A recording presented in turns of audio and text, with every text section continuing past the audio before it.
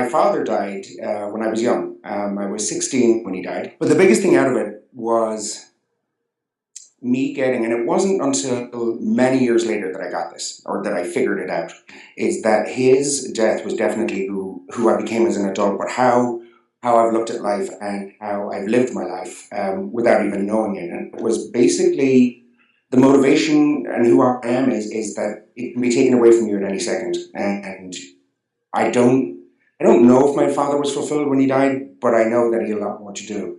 And he didn't get to do it. And it was probably simply a fact of being married, raising three boys, all of that stuff. And you do put off things. And so as a result, I very much live my life with no regret. It's a word that I just don't use to describe myself. I always use the analogy, if I ever got hit by a bus and I had 10 minutes to give my last words and somebody wanted to listen to them, I'd say, it was a damn good run. You know, I haven't wasted a second. I really have not wasted a second. And it's not like seize the day and I wake up every day full of beans going, I'm going to accomplish something today. If lying on the couch is what I decide on a Saturday morning, I'll decide on a Saturday morning. I'm going to lie on the couch all day. And at the end of the day, it was a great day because I, did what I said I was going to do that day. But I never wanted a situation where I was to look back on my life without a chance to do something, do what I wanted to do in life, and have done it, or have wished the time away, or have bought time for my future and said, I'll do it when I'm retired. I wasn't going to wait for it. So as a result, I broke definitely the mold of my town or where I came from and how you're raised in Ireland with, there's a lot of social pressure to conform, but it was, I want to see everything that I have ever dreamed about seeing, living, tasting, talking to, feeling like I'm a very tangible person. And I was always a bit of a dreamer as a result. It also made me a C student. Like my brothers are A students and I'm a C student. I go, yeah, because I pretty much dreamed my whole youth away and what I was going to do in life. So what made me is definitely, I would say, my father's passing, but it's also meant I've led a much more interesting life than I would have imagined. And it's on. And I realized, with the exception of a couple of years there where I couldn't figure out what I wanted to do, I've been very fortunate. I've been very fortunate to be given the courage to go and do and see and do all I've done. I had a plan for my 20s and my 30s, but I got everything done for those 2 decades done in 5 years. So I had a great 20s, but at 30, what now?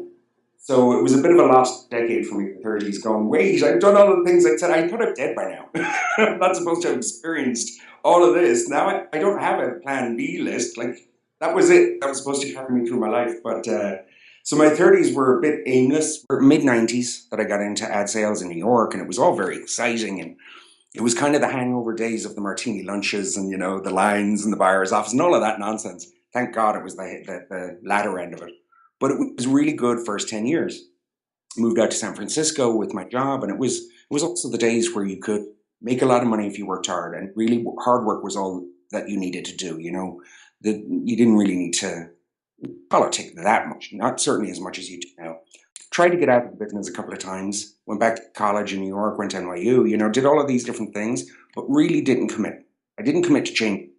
And then I just found over the last 8-9 years of me being in the business that it was eating away at me slowly. But the more it ate away at me, the more successful I got. Successful in parentheses, It was, I kept getting the promotions and I was going for the jobs. It wasn't like they were being handed to me. But I realized I'm really going down a road here that's going to be very hard to reverse if I keep going down it. But I still kept going down it. Over time, I guess, it was just a series of different events in my life or whatever made me really question, what am I doing here? What am I doing with my life? The last couple of jobs I had, I was starting to like myself again, but really starting to hate my bosses. And I'm going, you're awful, horrible people. You really are. You're horrible people. I'm not going to keep beating myself up over this if you're not going to take responsibility for how horrible you are. And I just saw horrible things done to good people. And it didn't matter. All of a sudden it went from merit to, how much did you kiss my ass today? I was doing my job the way I was hired to do. I was excelling at it. I was making them lots of money. But when I cut out the whole bullshit and the politicking, they all of a sudden thought I was breaking the rules and I was being perceived as a bit of a rebel. And I'm going, no, I'm just not kissing your ass. But I will make you lots of money and I will earn my living. But that wasn't enough. I realized the more you politic, the more success you're going to have. And I went, nah, I can't. So I got to 40 and I was still in the business, but I was definitely doing that 40. Okay, do I do this for another 25 years? Can I do it for another 25 years? No, I can't. Decided, well, I'm going to write a letter. I'd always said if I leave this industry, I will write about it. So I said, I'll do it on a small scale. San Francisco, my buyer's there. I sent it to my buyers, and by the next day at noon, it had gone viral. And there was no taking it back. But I realized, you know what, Jerry, you need this insurance. And so when I did the bulk move, it was making the decision was the hard part. Once I'd sent it and couldn't, I went, oh, the relief. No, absolutely not. No, I would not. I don't have any malicious intent. None. And it touched a nerve with a lot of, and touched a nerve with a lot of people who said, I can't speak out. Thank God somebody did. And maybe it will right some of the wrong. I was looking for a way to transfer my business skills into the nonprofit world. So anyway, I hooked up with a company called Challenges Worldwide. They're based in Edinburgh. And they pair you then your skills with investors or people looking to invest in developing. The decisions you make right now are going to probably last you for a very long time, if not a lifetime. Be careful with the decisions you make. Don't feel pressured into making life decisions that only affect your life. Don't be pressured into following somebody else's dream and living through you. Just do what it is your heart's telling you now, because it won't let you down if you do. I found the person I was at 20 is quite similar to the person I am now. And so the values I had, the core values I had, and the core desires I had are still there. They don't go away, no matter how much you try to dictate a different fortune for yourself or a different fate for yourself. If you have a strong burning desire to do something, go do it, because it will work. And don't live anyone else's life. Just don't, because you'll regret it. If I was talking to bosses, if I was talking to senior management, corporate management, be careful how you treat people. They will only put up with so much. They will only tolerate so much. They will only be beaten up so much. There are some amazing bosses out there, amazing, and they do renew your faith that you can make money ethically. You don't have to be a liar to make money. You don't have to cheat people to make money. You don't have to stomp on people for the promotion to make money. You can make a nice living. It's not the money I'm talking about, it's the way you make money. And if you can sleep at night with the way you've lived your day, then you're doing a good thing. But I think a lot of us, or a lot of people, have restless sleeps. And if you do, it's probably because you're doing something wrong. I heard a great line recently. It was, if you're unhappy when you wake up every day, then you're doing something wrong. If you don't like your job, then you're in the wrong job. It's easy to find the job should be. You don't have to be a slave to a job. You can actually make money in what you like to do. And adjust your expectations. You know, don't find out for yourself. Don't believe what other people tell you about life. Go live it. Go find it. Oh, broaden your horizons. You know, it doesn't stop at your fence. I found that people everywhere in the world that I've gone, and I've hit all the continents now, kinda. Yeah, I have. I've made friends everywhere I've gone. We're all the same. There's nobody better, worse, or different than you. People have the same passions and dreams, and you're not the only one who has dreams. We all have them. Some get to live them, and if you're fortunate enough to live them, then live them, because, you know, there are many that can't. But I've found that people are generally good. Wherever I go, if you're good, you'll attract good.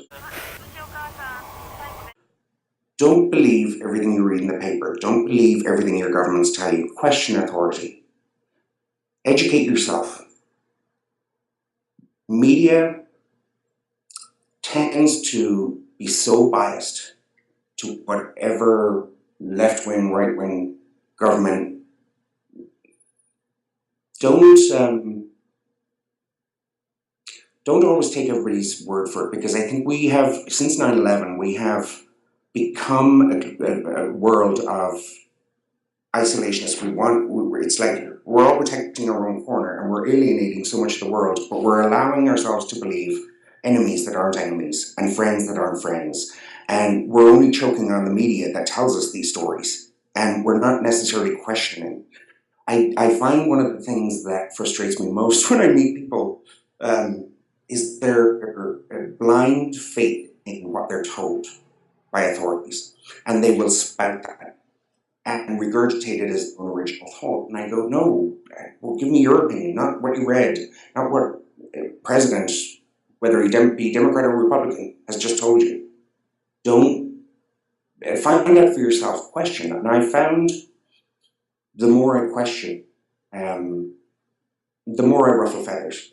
But I have proven to myself over the years that if you do question authority, it only takes one person to question authority, that you know what, if you're right and back it up, it will be proven. Don't, I found that I can stand up to the system. One person can.